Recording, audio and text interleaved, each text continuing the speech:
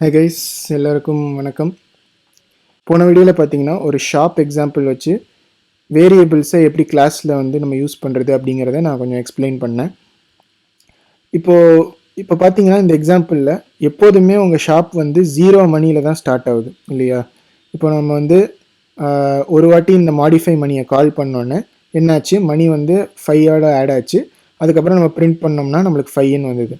இதே வந்து நம்ம 2 வாட்டி கால் பண்ணோம் அப்படின்னு வச்சுக்கோங்க. இப்போ ஒரு வாட்டிக்கு பதிலாக நம்ம 2 வாட்டி இதை கால் பண்ணியிருக்கோம். இப்போ நம்ம ரன் பண்ணோம்னா இப்போ நம்மளுக்கு ஆன்சர் 10 அப்படின்னு வரும் அவுட்புட்டில்.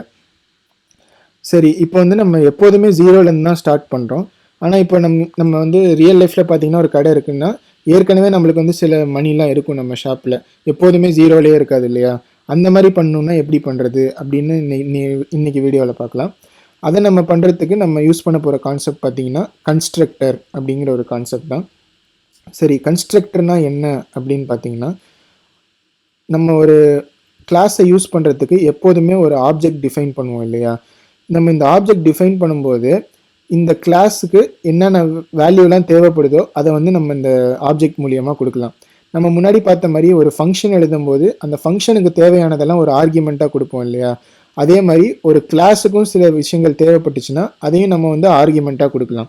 அதை எப்படி கொடுக்கலாம் அப்படின்னா, நம்ம வந்து ஒரு ஆப்ஜெக்ட் டிஃபைன் பண்ணிவிட்டு ஃபங்க்ஷன் மாதிரியே பெராந்தசிஸ் போட்டுட்டு நம்ம என்ன வேல்யூ பாஸ் பண்ணணுமோ அதை நம்ம இங்கே கொடுக்கலாம். இப்போ நம்ம இந்த எக்ஸாம்பிளில் நம்ம என்ன பண்ணணும் அப்படின்னு நினைக்கிறோன்னா, நம்ம ஷாப் ஸ்டார்ட் பண்ணும்போது எவ்வளோ மணி இருந்துச்சு அப்படிங்கிறத பாஸ் பண்ணணும்னு நினைக்கிறோம். இப்போ அது வந்து ஒரு இன்டீஜர் வேல்யூ பாஸ் பண்ணுறோம். ஒரு எக்ஸாம்பிளுக்கு நம்மள்கிட்ட ஏற்கனவே 100 ரூபாய் இருந்துச்சு அப்படின்னு வச்சுக்கோங்க. நம்ம ஷாப்பை வந்து இந்த ஆப்ஜெக்டில் எழுதியிருக்கோம். இதுக்கு 100 ரூபாய் ஏற்கனவே இருக்குது அப்படிங்கிறத நம்ம பாஸ் பண்ணணும் அப்படின்னு நினைக்கிறோம். இப்போ நம்ம இதை அப்படியே ரன் பண்ணோன்னா இது கண்டிப்பாக எரர் வரும். ஏன் அப்படின்னா, இந்த வேல்யூவை இந்த ஷாப்புங்கிற கிளாஸு எப்படி யூஸ் பண்ணணும் அப்படிங்கிறத நம்ம எக்ஸ்பிளைன் பண்ணவே இல்லை. அதுக்கு தான் வந்து நம்ம இப்போ கன்ஸ்ட்ரக்டரை யூஸ் பண்ண போகிறோம். ஸோ கன்ஸ்ட்ரக்டரை எப்படி எழுதுறது அப்படின்னா, நீங்கள் உங்கள் பப்ளிக் ஆக்சஸ் ஸ்பெசிஃபையருக்கு கீழே வந்துட்டு உங்கள் கிளாஸ் நேம் என்ன இருக்கோ அந்த கிளாஸ் நேமை காப்பி பண்ணி அப்படியே போட்டுக்கோங்க. அதுக்கப்புறம் நீங்கள் வந்து நார்மல் ஃபங்க்ஷன் எப்படி எழுதுவீங்களோ அதே மாதிரி தான் உங்கள் கன்ஸ்ட்ரக்டர் எழுதுவீங்க. ரிட்டன் டைப் மட்டும் உங்கள் கன்ஸ்ட்ரக்டருக்கு இருக்காது. ஸோ நம்ம வாய்டு இன்ட்டு எதுவுமே போட தேவையில்லை.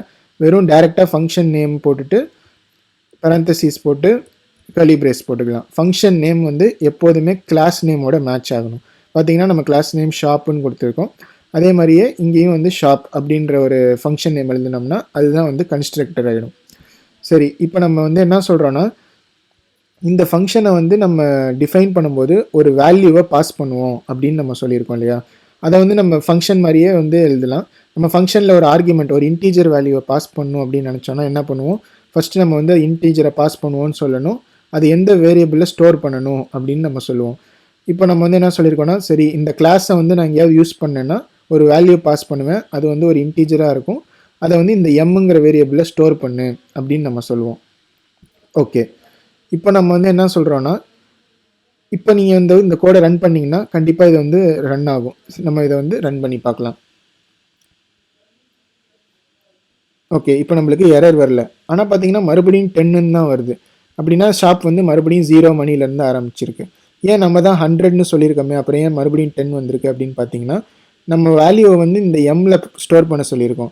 ஆனால் இதை வந்து இந்த மணியில் போய் நம்ம ஸ்டோர் பண்ண சொல்லவே இல்லை. அதனால் நம்மளுக்கு மணி இன்னும் 0வாகவே தான் இருக்குது. இப்போ நம்ம வந்து 100 அப்படின்றத பாஸ் பண்ணியிருக்கோம். அது எம்முக்கு வந்துடுச்சு. இப்போ அந்த எம்மில் இருக்கிற வேல்யூவை எடுத்து நம்ம மணிக்கு நம்ம பாஸ் பண்ணணும். சரி, இப்போ நம்ம வந்து மணி ஈக்குவல் டு எம் அப்படின்னு கொடுத்தோன்னா இங்கே என்ன ஆகும்னா, நீங்கள் வந்து ஒரு ஆப்ஜெக்டை டிஃபைன் பண்ணியிருக்கீங்க இல்லையா? ஷாப்புங்கிற கிளாஸுக்கு எஸ்ஸுங்கிற ஒரு ஆப்ஜெக்ட் டிஃபைன் பண்ணி ஒரு வேல்யூவை பாஸ் பண்ணியிருக்கீங்க. ஓகே, அப்போ என்ன ஆகும்னா, இந்த ஷாப்புக்கு இந்த 100 வந்து இங்கே வரும். அது வந்த உடனே நம்ம என்ன சொல்லியிருக்கோன்னா, இந்த மணியில் வந்து இந்த எம்மோட வேல்யூவை ஸ்டோர் பண்ணு அப்படின்னு சொல்லியிருக்கோம். அதனால் என்ன ஆகும்னா மணியில் வந்து 100 அப்படின்னு ஸ்டோர் ஆகிடும்.